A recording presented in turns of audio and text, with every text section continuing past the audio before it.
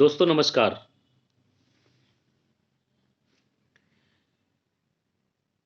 सबसे पहले मैं आपको बताना चाहूँगा कि मेरा उद्देश्य इस वीडियो को बनाने को किसी पार्टी का प्रचार के लिए नहीं है, ना किसी को वोट देने के लिए कि आप उसे वोट दीजिए। टीवी में डिबेट देखते-देखते मन में ख्याल आया कि हम एक आम नागरिक भी अपनी बात को यूट्यूब या अन्य इस प्रकार के मीडिया के माध्यम से पहुँचा सकते हैं और ज़मीनी स्तर की अपने सुख-सुविधाओं की किस सरकार में क्या मिला और क्या नहीं मिला, वो चीज़ें हम लोगों को बता सकते हैं। मैं गाज़ियाबाद में रहता हूँ।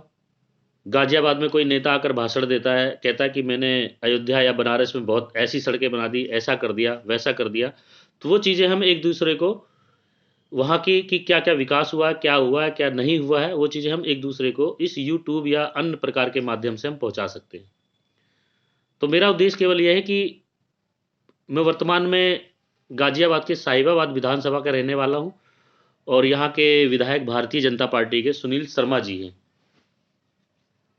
शायद इस बार भी उन्हें ही फिर दोबारा टिकट मिल गई है। लेकिन मैं आपको बताना चाहूँगा सुनील शर्मा जी के बारे में कि अगर मैं अपने आस-पास देखता हूँ साहिबाबाद विधानसभा में, तो मुझे उनका किया हुआ कोई भी कार्य नज़र नहीं आता है। वास्तविकता तो यह है कि एक आम नागरिक, आम जनता जो है, सरकार द्वारा प्रदान की जा रही सुविधा जैसे कि सफाई व्यवस्था हुई, स्वच्छ भारत की बात करती है ये सरकार, लेकिन सफाई व्यवस्था के लिए भी हमें बड़ा संघर्ष करना पड़ता है। हम लोग टैक्स देने वाले लोग हैं, उसके बावजूद भी हम लोग अपने पार्षद को फ़ोन करते हैं, उसके बाद सफाई कर्मचारी आते हैं, लेकिन झाड़ू तब भी नहीं लगती है, जब तक 3-4 बार उन पर प्रेशर ना बनाया जाए या बोला ना जाए। इस चीज़ को लेकर कभी-कभी पार्षद भी नाराज़ हो जाते हैं और सफाई कर्मचारी तो खैर नाराज़ होता ही है कि उसकी शिकायत करी जा रही है। टीवी डिबेट में मैं देखता हूँ कि लोगों द्वारा या भाजपा समर्थकों द्वारा ये बोला जाता है कि योगी जी के बहुत बड़े-बड़े काम हो गए हैं। एक 4 काम अगर पत्रकार पूछने लगता है तो वो एक काम नहीं बता पाते। वो धारा 370 की बात करने लगते हैं, राम मंदिर की बात करने लगते हैं और किसी भी तरह की कोई चीज़ बता नहीं पाते वो कि उन्होंने क्या किया। आज साहिबाबाद विधानसभा को अगर मैं नज़र डालूँ, तो मैं देखता हूँ कि पिछली सरकार द्वारा हमें मेट्रो प्राप्त हुई, एलिवेटेड रोड प्राप्त हुआ, कई फ्लाईओवर प्राप्त हुए साहिबाबाद या गाज़ियाबाद में और विजयनगर को greater Noida, west greater Noida की तरफ जोड़ने वाला एक रास्ता है, वो प्राप्त हुआ।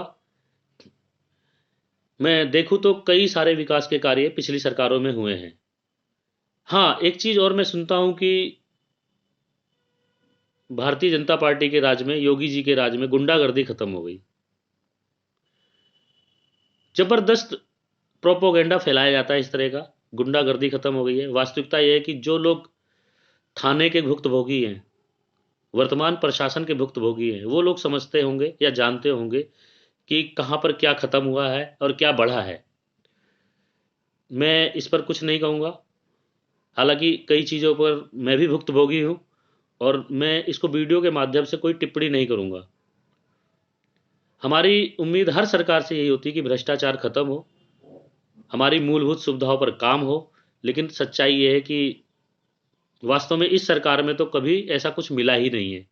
सफाई व्यवस्था की बात करूँ तो मैं अगर आपको अपने आस-पास दिखाऊँ, तो चलिए मैं दिखाऊँगा नहीं, लेकिन आप देख सकते हैं कि जो पिछली सरकार में बने अंडरपास हैं, साहिबाबाद रेलवे स्टेशन का अंडरपास ही आप देख लीजिए। आपको वहाँ के आस-पास सफाई देखकर पता चल जाएगा कि स्वच्छ भारत अभियान का कितना बड़ा प्रभाव साहिबाबाद विधानसभा में हुआ है। और मैं पिछले विधायक की बात करूँ तो कोई भी कार्य, बहुत सारी बड़ी-बड़ी बातें की गई थी आज से 5 साल पहले। साहिबाबाद विधानसभा में कॉलेज की बात की गई थी। साहिबाबाद विधानसभा में एक अच्छे हॉस्पिटल की बात की गई थी। लड़कियों के इंटर कॉलेज की बात की गई थी और मूलभूत कई सुविधाओं की बात की गई थी, लेकिन ऐसा कुछ भी नहीं हुआ है। और उससे पहले अगर मैं चला जाऊँ, जब अमरपाल शर्मा जी बसपा के विधायक रहे हैं, तो हम लोगों ने नवीन पार्क में अपने लाइट के लिए बोला और वो लाइट तुरंत लगी। कई काम और भी हुए हैं उनके समय में जो कि हमने देखा है। कई चीज़ों के लिए हमने बोला, हमारे RWA ने बोला, तो बहुत सारे कामों को उन्होंने करके दिया। और वर्तमान सरकार में हम लोग एक सफाई के लिए, अपनी गली की सफाई के लिए, अपने आसपास की सफाई के लिए बोलते रहते हैं, तो सफाई कर्मचारी जो है बड़े भिन्नाकर या 4-5 बार बोलने के बाद, मैं ये नहीं कहता कि पार्षद जी को बोलने के बाद वो लोग पार्षद मना करते हैं या पार्षद भेजते नहीं हैं, उनकी तरफ से हो सकता है कि कमी ना हो, लेकिन वो चीज़ें नहीं रही हैं। कई जगह बात की गई, कुछ बोला गया, तो कई चीज़ें और ऐसी बोली गई जिससे कि लगता है कि, और सफाई कर्मचारियों का देखा गया है कि उन लोगों की दुकानें, ऑफिस या अन्य चीज़ें बंधी हुई है जहाँ पर वो सफाई करते हैं और वहाँ से मंथली लेते हैं तनख्वाह के बाद भी। तो मैं बहुत सारी चीज़ों को कहूँगा कि ऐसा नहीं है, प्रोपोगेंडा सरकार रही है पिछले। कानून व्यवस्था की बात करें तो लोग, पूरा उत्तर प्रदेश जानता है कि कानून व्यवस्था क्या रही है। हाथरस कांड, गोरखपुर कांड, कानपुर कांड, और अभी प्रचार में ही बुलंदशहर कांड, ओवैसी जी पर गोली चलना, बहुत सारी चीज़ें आपके सामने हैं। हाँ, एक चीज़ और बताऊंगा मैं, मेरी समझ में जो आता है कि कैराना के दंगों की बात ये करते हैं। वास्तविकता ये है कि हृदय विदारक घटनाएं किसी भी सरकार में, किसी के भी समय में हो सकती हैं, ये तय है कि घटनाओं को रोका नहीं जा सकता। अगर मेरी या मेरे से किसी की दुश्मनी है तो मेरे ऊपर कभी भी हमला कर सकता है, या मैं उस पर कभी भी हमला कर सकता हूँ, अगर मेरी मानसिकता अच्छी नहीं है तो।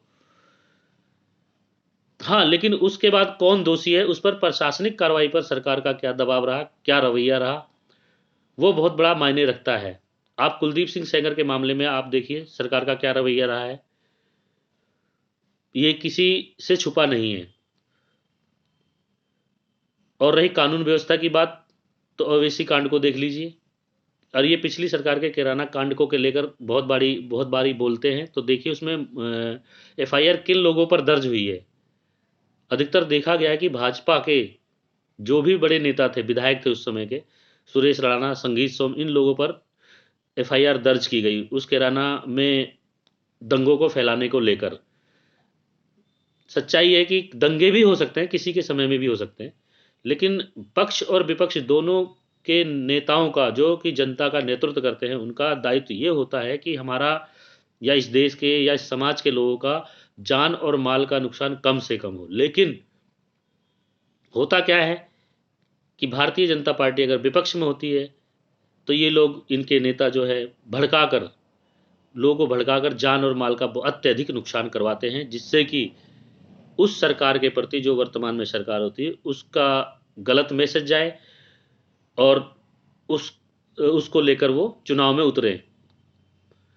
और वर्तमान सरकार में भी ऐसा नहीं है, कई जगह इस विपक्ष को बहुत जगह मौका मिला कि ये लोग जनता को भड़काकर इनके खिलाफ और इस तरह की घटनाएं करवा सकते थे, लेकिन विपक्ष के नेताओं ने इस तरह की कोई भी एक्टिविटी नहीं की, कोई हरकत नहीं करी, और उन लोगों ने कोशिश ये करी कि समाज में जो लोग दोषी हों, उस घटना के जो लोग दोषी हों, उनको न्याय मिले। यहाँ तक कि सरकार ने उनको न्याय देने के लिए भी समस्याएं खड़ी पैदा करी हैं। किसानों पर गाड़ी चढ़ा देने के बाद आप देखिए कि टेनी जी का क्या हुआ, अभी तक वो कहाँ हैं।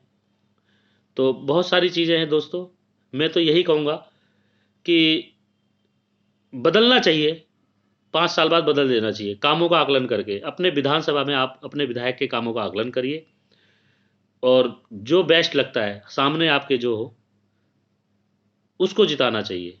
ये नहीं कि मैं भाजपा का हूँ, मैं भाजपा माइंडेड हूँ, ये कुछ भी करे, या मैं RSS का हूँ तो मैं इसे ही वोट दूंगा। ऐसा कुछ नहीं होना चाहिए। जब तक हम अपने समाज और अपने बच्चों के भविष्य के बारे में नहीं सोचेंगे, एक निष्पक्ष या जातिवाद से या धर्मवाद से ऊपर उठकर नहीं सोचेंगे, तो एक बेहतर लीडर हमें नहीं मिल पाएगा। आज मैं छोटा सा उदाहरण दिल्ली का देता हूँ। दिल्ली में अरविंद केजरीवाल पर लोगों ने विश्वास किया, और आज एक वो बिजली, पानी, शिक्षा और स्वास्थ्य जैसी सुविधाओं में बहुत बेहतर